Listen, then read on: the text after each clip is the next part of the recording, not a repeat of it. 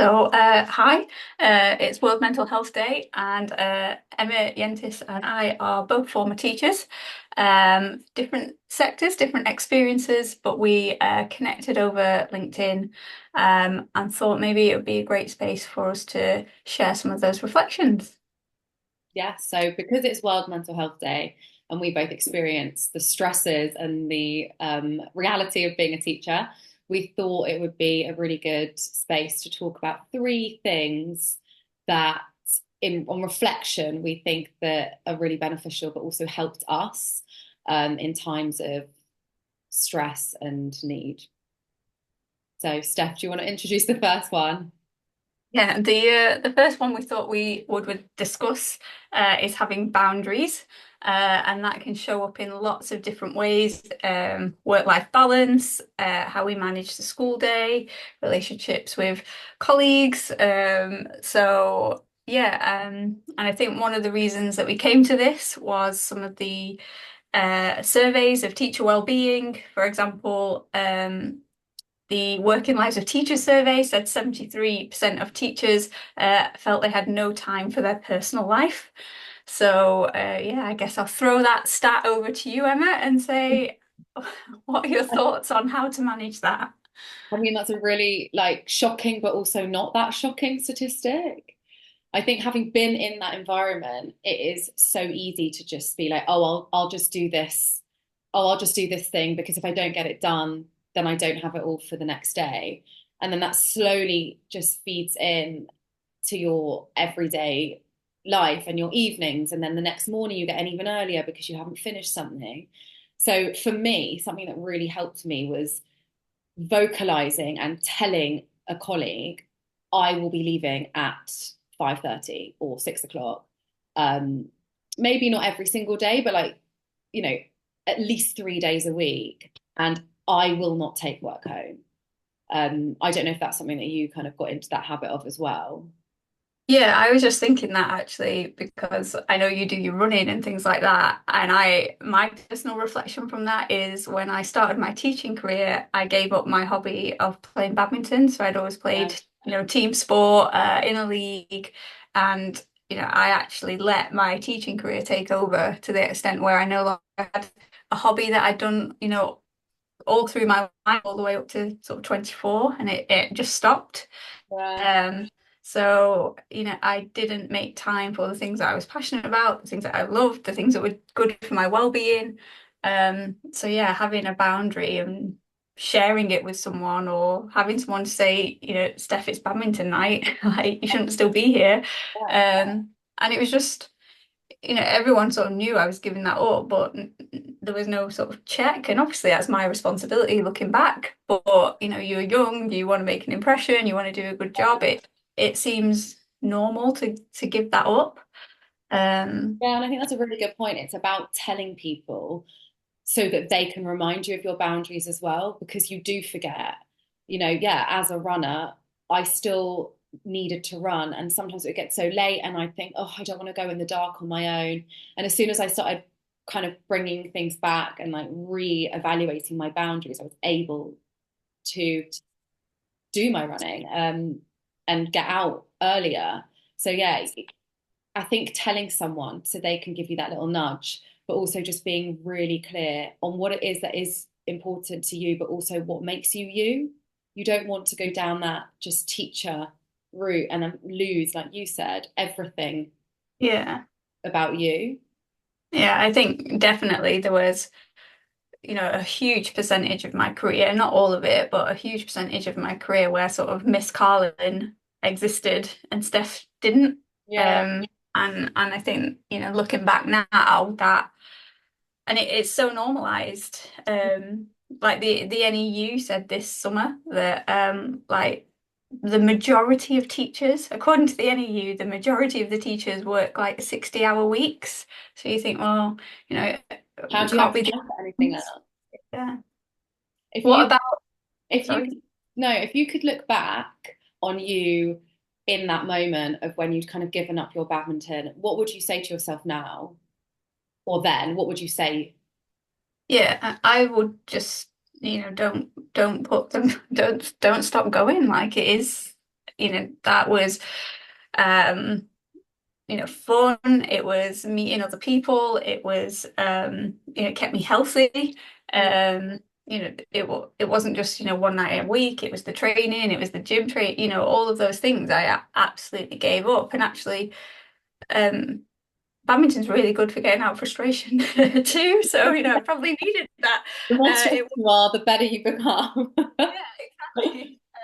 So it would have benefited my teaching because I would have been switched off. I would have been rested. I was using energy. I probably would have slept better.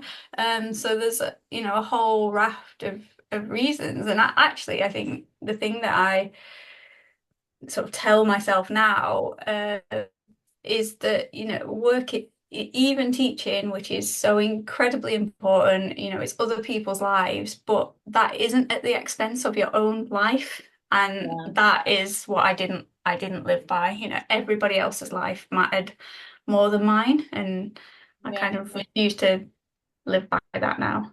yeah. I think that's so valuable, and I talk to so many teachers who say the same thing. So I think that's such a valuable piece of advice, and just kind of to help you understand the importance of boundaries. Mm. The other one I kind of think about a lot is lunchtime. Yes. Like by again eating habits, actually having a break. And I was speaking last week to a couple of teachers who'd had really long careers, which, as we know, in the retention crisis, is rarer and rarer. And both of those were really clear that like having lunch made them better teachers in the afternoon and really helped it be sustainable. And I was like, yeah, that I did Yeah. never like I just didn't prioritize my own lunch. It'd be either skipped or it'd be lunch on the go Yeah. or yeah. Often you'd get like tuna sandwich just like in the books that you're marking, kind of having to clean off the food. Yeah, only in my last year of teaching, once I'd really like had to do a lot of work on myself, um, did I start having a lunch break, and I got out and I walked around the block every lunch. So that's a really good one. Oh, I'm glad you mentioned that actually, because I was one of my reflections from last year, having left the classroom, was making, particularly in winter for me, like I never saw daylight. Yeah. And last year I really focused on making sure that throughout winter I had a walk in daylight, and it made such a difference to my well-being. So yeah, that is definitely a habit I would um insist upon having if I was starting my career again. And it's also just not feeling guilty about it. It's you, you set those boundaries, and it's okay. I need to go out for lunch. I need to go and get fresh air. Fine. You don't feel bad. If that book or that pile of books doesn't get marked for the afternoon session, weigh up what the best, you know, is it that you need to go and get fresh air so that you can be the best teacher for that afternoon? Or is it you're going to miss a meal and then at 2 o'clock you've got a headache and you can't control the class? Yeah, and we talk about it in terms of like, you we know our students need breakfast, we know our Yeah, students need to be well rested, we notice them, and you just live on this sort of adrenaline high to get you through and then crash. And yeah, yeah, it it's just boundaries that make the job sustainable, and help you say well. Um, so yeah, yeah. yeah, Want to move on to the signs, which is the yeah. second thing we identified. So sort of recognizing the signs in ourselves when we are struggling, and maybe some of the common things we may see in our colleagues. And again, just to put this in context, the Teacher Wellbeing Index said 78% of teachers are stressed from last year's results, and that increases to 89% if we're looking at SLT, 95% if we're looking at head teachers. So yeah, the signs in ourselves, or maybe others. So do you Yeah. know what the signals are for yourself? It's funny because, well, it's not funny at all, but from reflection now, looking back, I didn't recognize the signs until far too late, until the point of I was completely burnt out. And, I've been very open about the fact that I spent every day crying, and I didn't have a social life, and I was just completely not myself. So now looking back, I can see it, I slipping bit by bit. And so the first thing for me, I think it's what kind of links what we said about boundaries. It's oh, I'm not going to go for the run that I would have normally done. So it's where you start seeing your personal life is being affected, but you're caring less about it. For me, Mm. I've always been passionate about running. I can't miss a day of running now. But then it was like, oh, I'm not going to go. Don't even care. So I think that was a big one for me. I don't know if you've had anything similar where you kind of not just change something in your personal, or not just changes in your personal life, but that caring less about it because you're just so tired. Yeah, I think mine was different. Like I never reached the sort of burnout stage to that scale, but what I realize, like I describe it as being a zombie, um, and just sort of going through these motions, just constantly tired. Like I genuinely thought I didn't need sleep. Like I just if I got 5 hours of uninterrupted sleep, that was a miracle, and I was happy. So I just operated on really low levels of sleep, and it was just so normal for me to be tired. I'd fall asleep at a dinner table on a Friday night. Going out on a Friday was an absolute no-go because I literally just fell asleep. Yeah. And but for me, looking back, it's the holidays always came just in time for me to recover. Yeah. So rather than being a holiday, actually, they were just a stopgap to prop me up enough that I could go again. So I was in this like endless cycle, and it's only like this time last year, as I was out of the classroom and doing the first year of this, that I actually realized, how tired I was, how on autopilot I was. Mm. Um, and just not present in any other aspect of my life because everything was just going into that classroom. And then even when you're that tired, even though you are working and on the surface everything is fine because the to-do list getting done, your interactions with your colleagues, your students, everything's getting done, but that's actually not a sign of success when you're really, really like it's costing everything else. And I think in terms of when were things at their worst, like I'm quite a quiet person. So like the first stage was I would withdraw even more. Mm. Um, or times when things were difficult would be if I was like vocalizing struggle but didn't, it might not be like directly asking for help, but if I'm sort of talking or saying, this needs fixing, or can we look at this? When those things weren't met, like I would find that really hard because I'd be like, I'm not somebody that asks for it, and now I'm, trying to show these signs and nobody can see them.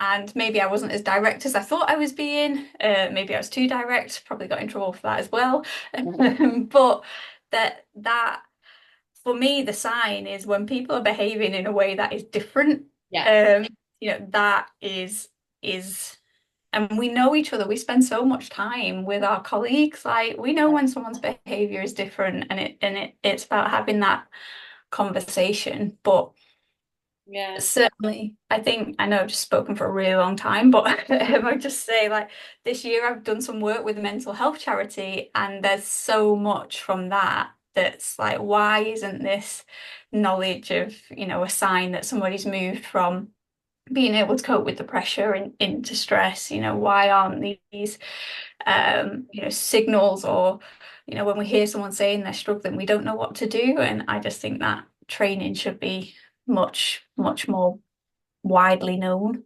Yeah. And it's that thing, isn't it, of people don't know what to do, they don't know what to say.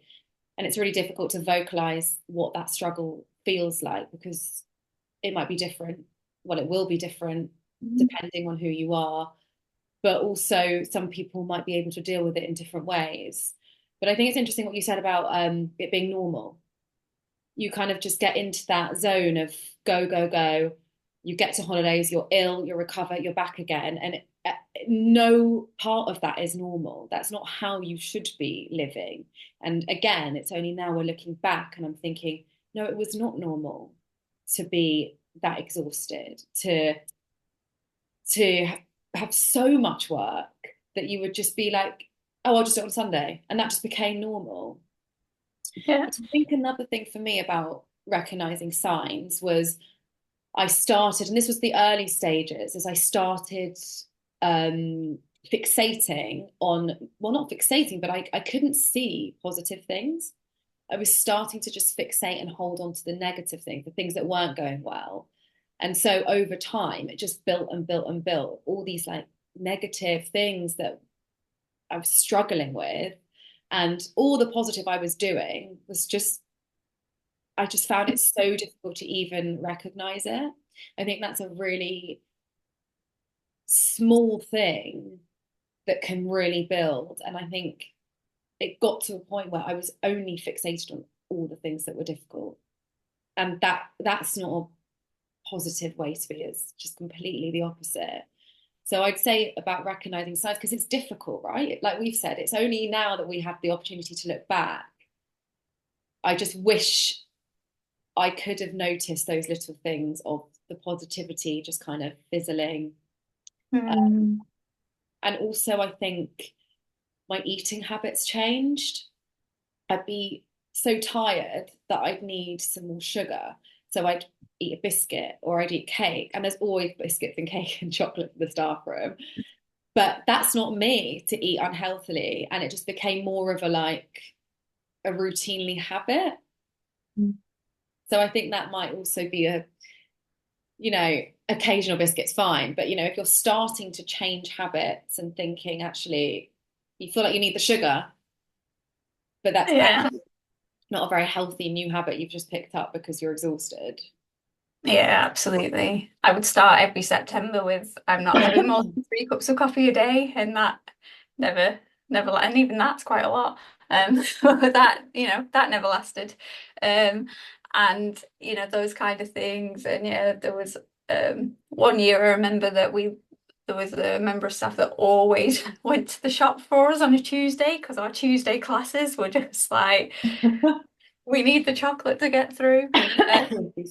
But I think that I'm just like linking back to what you said about like that lowering of the positivity, and that's so like the thing with teaching is it is absolutely joyful. It is wonderful having that interaction with young people, those moments when they just get it, or the things they bring, and it's when that isn't joyful, that is so sad, because actually it really is an incredible privilege to be a teacher. But I also just think to be, even to have got that stage where, everybody's in, everybody's sat down, everyone's got their books out, like the most basic sort of, first level of teaching. Like that in itself has taken a huge amount of energy, a huge amount of skill. So like just the basic of functioning as a teacher that we see is that every day, like that is a flabbergasting amount of skill.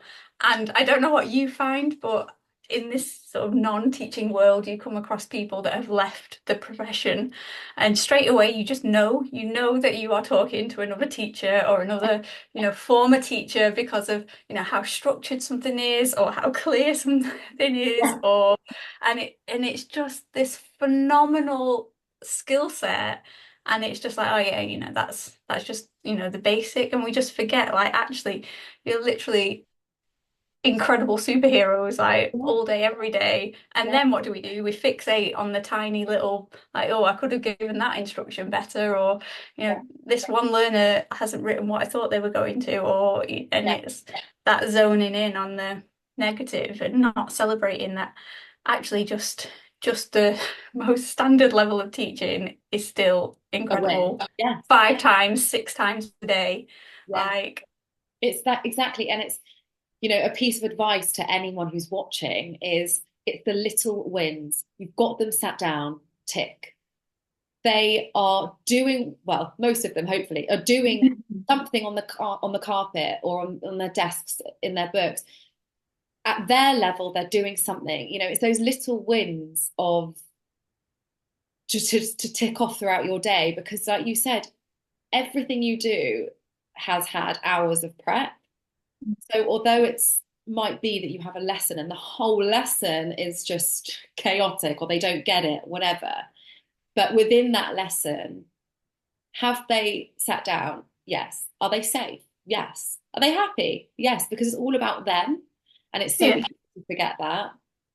Yeah, I think there's so much, even in lessons where, we always want to improve, we always want the best, we always want the outcomes, but there are so many wins within a lesson that we just, overlook. And I just think, it is such an incredible, incredible skill set Yeah. that, and it's so transferable, but it's recognizable. That's the thing. Like we are just, efficient, and the communication skills and all of those things. There are so many great things that people are doing all day, every day, Yeah. and we just don't have the time to reflect on it. No.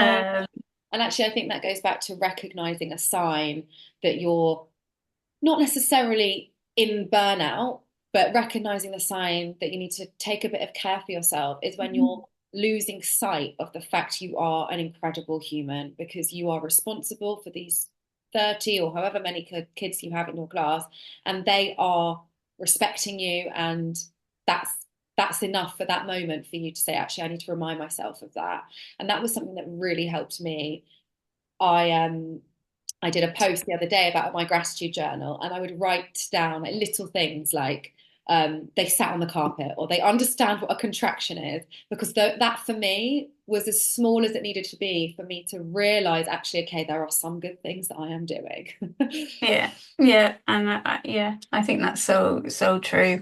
And even within those things when we're struggling with ourselves, like we will still have done so many, kind things, or, done something that meant a lot to our colleagues or a particular young person that day, Yeah, and it's just really, notice all the good that you do, because it's built in us to always reflect, always improve, what next, who next, how are we going to get, that gap closed, this kid there, blah, blah, blah. And it's just like, actually just take the time to notice and yeah, celebrate, because there'll always be more to do, but, how can you keep motivated to keep going if you don't realize, how far you've come and what things have become second nature that you used to really have to, focus on, and all of those things. Um, so yeah, I think that's really key, and I hope that this is something that is going to become sort of more widespread in the profession. Like the Teacher Wellbeing Index did, from Edu Support. Like they did say that mental health training, and wellbeing training should be more embedded in teacher training. So, like leadership soft skills about how to talk about these things, yeah, those kind of things. So hopefully, um, recognizing the signs is going to be something that the system, at a yeah, systemic level, changes, but definitely as an individual, that, understanding myself better really helped me to then, help others. And really, that's the motivation for teaching, isn't it? You want to help others, yeah, but not at the detriment to yourself. yeah. And I just think if we think just back to the idea of recognizing signs, because it is really difficult to do, just taking a moment and think, have you have you had time for yourself? How much sleep are you getting? Are you able to still do the things that you want to do, still do the things that are important to you? Socializing, and I know it's so difficult because you're so tired. Mhm. As teachers, you tend to be sociable people. You tend to be those kind of people that, not always, but as soon as that starts slipping and you're not socializing, you're missing out on social events, that's also something to be aware of. So I know it's difficult when you're in that moment, but I think just like you said, knowing yourself and seeing when things are slightly different, I think is the beginning of recognizing signs. Yeah, absolutely. Absolutely. I think that's a good time to move into the conversation, I guess. Yeah. So, you've either recognized in yourself or you've recognized in someone else that maybe there are those signs of struggling, and it's about how to communicate that. So, any tips? Over to Yeah. you. So I think so this one is kind of how to have the conversations, right? It's I'm recognizing I'm not coping. And to recognize it and then is one thing, to admit it is another. And I had a real kind of, it took me a while to accept that it was okay that I was struggling. I was a bit embarrassed about it. I had, I was in senior leadership team and I had a team to manage and I wasn't coping, yet I was expecting them to do the things I had to do and I was telling them to do things. It was a very strange kind of dynamic. And I felt a bit, not like a failure, but I felt like, how can I tell them to do something if I can't do it? And I felt embarrassed to tell them. Um, so instead of me kind of hiding away from it, I sat down with my team and I basically just said, I'm struggling. I need you to do this, this, and this. It would really help me. And it took so much. I was nervous. I felt kind of like, oh my gosh, I'm being really vulnerable here. But from previous conversations where I kind of hidden it and hadn't really admitted it, um, the difference in their reaction and then also going forward, they were so happy to help. It gave them responsibility. And when I mean team, I mean the teachers in the key stage that I was managing. So they started doing some of, not all of my work, but I started delegating some work for them. Um, and it just meant that when they were struggling, they felt more comfortable telling me. So it just opened up this much more kind of honest dialogue between us. Mm. But having that initial conversation, I felt sick. I was like, I'm about to tell them I'm struggling and I'm their like line manager. But I think it really opened up a really like honest and helpful work dynamic. So I think advice would be it's okay to accept that it's difficult. And when you're ready to have a conversation with people, they will, unless they're not a very understanding person, they're only going to want to help. And I think that's something I've learned throughout this last year as well. People want to help and people don't know until you tell them. Yeah. I don't know if you've had similar kind of experiences with people don't know Yeah. until you tell them. Yeah. Yeah, that for me, that is the biggest thing. We get frustrated, and we carry all this on our own, or why isn't somebody helping me? And it's like, well, you've not, Don't know. they've not communicated it. And I do think there is a flip side of that, that if we were sort of better trained around mental health, actually we would be able to recognize signs in others and have that conversation, and which, incidentally follows exactly the same pattern as you've just said. I've noticed said behavior, you're withdrawing or you're staying later, or you're more disorganized than usual, or I've noticed this in your behavior. Is everything okay? Are you struggling? And giving people that context. um so that conversation actually works the same way, both ways round, of say the sign that you've seen, and ask. And I absolutely think there's so much we talked about what's normalized in terms of, everyone almost everyone's feeling this pressure and stress, that in what isn't normal is to actually mitigate that, ask for help. And it should be the other way around. You've talked really openly about like burnout experience, and again, that the survey said 36% of teachers are experiencing burnout. So if you're the one that's brave enough to voice it, the potential is that actually not only that you're going to get help, but it might, give other people the confidence to get that help. Schools will have things like employee assistance programs, that teachers can use, but your school can't support you if they don't know. Don't know, yeah. And that's really key. And I think the other thing just to, you know, be aware of is communicating it, avoiding that drama triangle of, I don't feel very well and it's, this Yeah, person's fault. And, it's yeah, not about, and then someone else comes into, rest, let me do all that for you. And actually, I don't need someone to do all my work for me because then, this time next year, when it's the same pressures, I've not learned how to manage that yeah, myself. So, it's avoiding that drama triangle and really having that open dialogue, and putting things in place. And yeah. I think the other thing that I wish I'd started trying to do sooner is sort of trying to say, if this is the priority now, because things change all the time in school, it's a dynamic environment. We can't just pretend that these things are easy to do. But equally, I wish that I'd started to say, okay, yeah, that is a priority. So what isn't?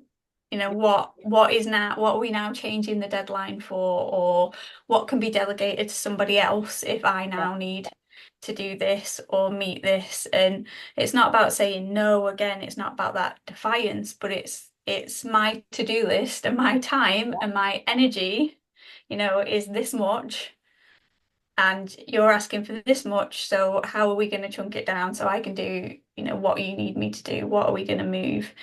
And that needs to be normal in schools. Line managers need to be modeling that, all of those things, because otherwise this cycle is just going to go on and on and on. So, yeah, I think having that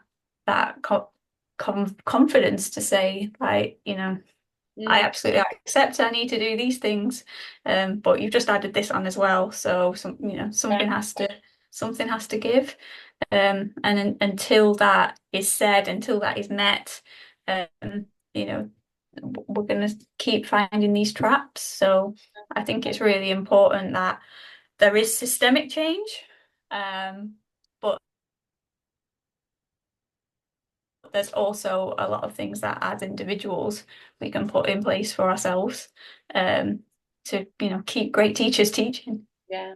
And I think actually what you were saying about the drama triangle and, this basically you have three different characters, right? And you have someone who's the victim, and then you have this rescuer coming in.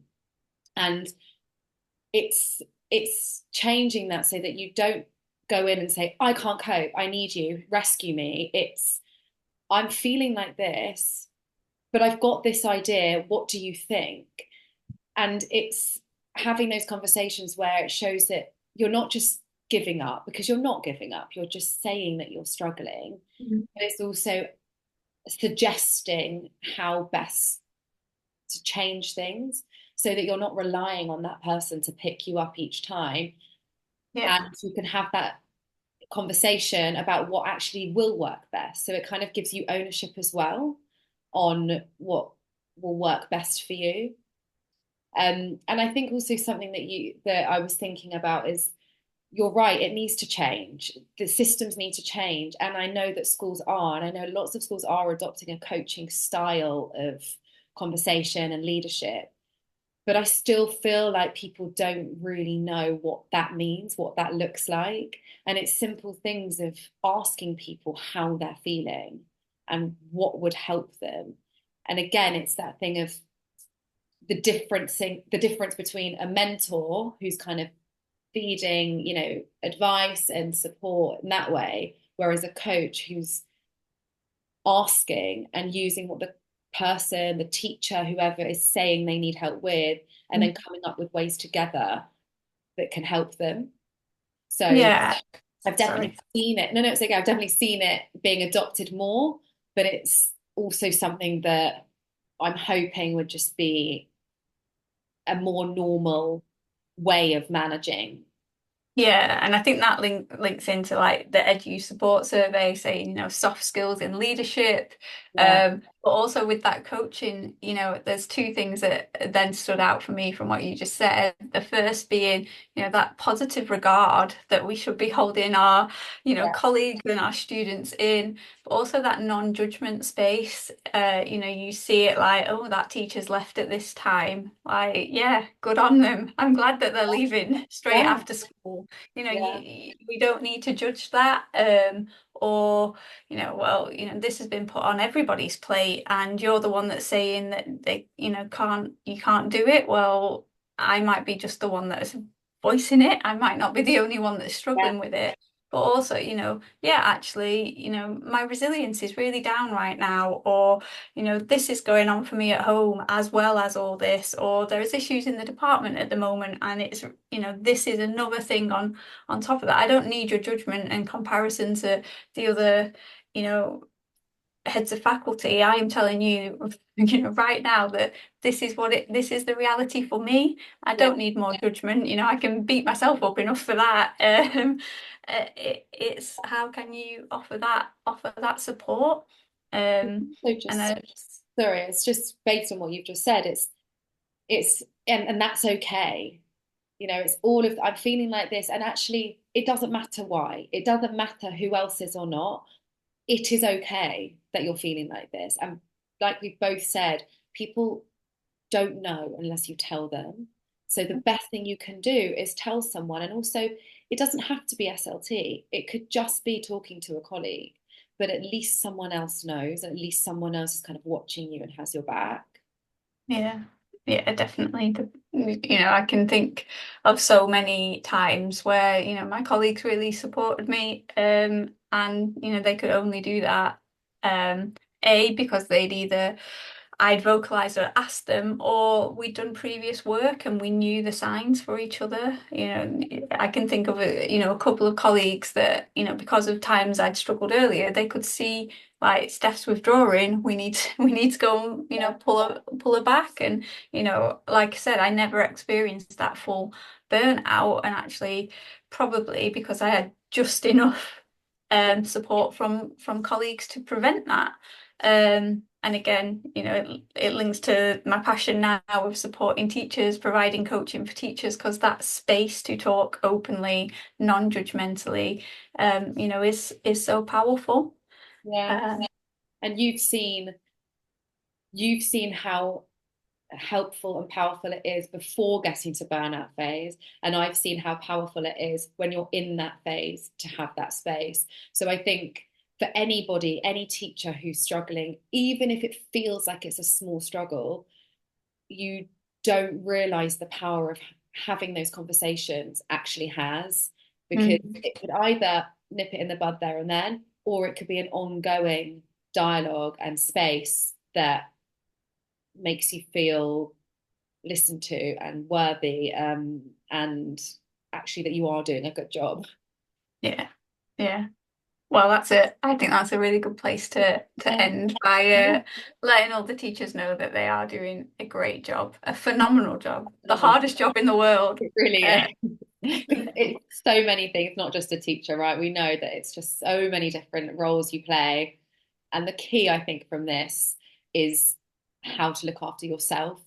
You're already looking after the children, right? They're already, yeah, you have to keep yourself looked after. yeah, absolutely, absolutely. Um, Cool. and Well, cool. I've enjoyed it. yeah, me too. It's nice to reconnect with teaching. Yeah. All right. Bye bye bye.